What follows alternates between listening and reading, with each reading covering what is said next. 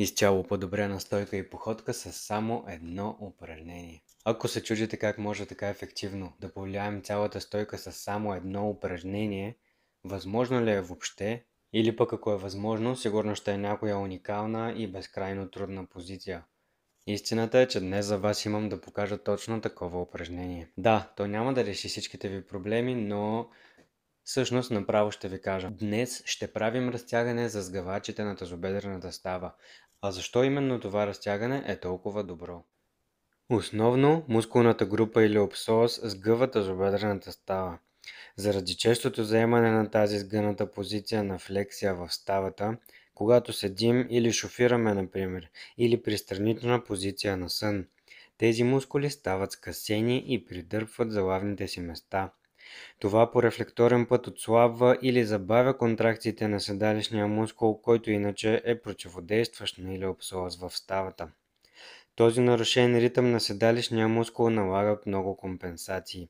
Други мускули, например в краката и ходилата, мускулите на гърба и лопатките, трябва да участват по-усилено при задвижване на тялото напред.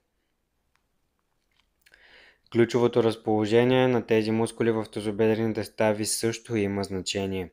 Тазобедрената става е често определена като център или кръстопът в човешкото тяло.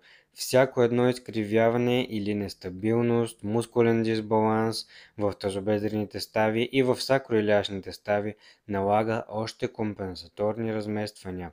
Например, в ставите и извивките на гръбначния стълб, а както и останалите носещи стави долу в крайниците.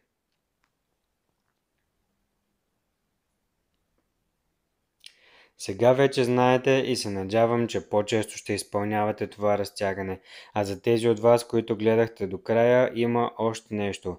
Малък, но чудесен бонус към разтягането за тазобедрените стави добавяме и допълнително раздвижване на гръбначния стълб. Разбира се, включването и на други разтягания също ще ви бъде от полза, а също толкова важно е да правим и засилващи упражнения.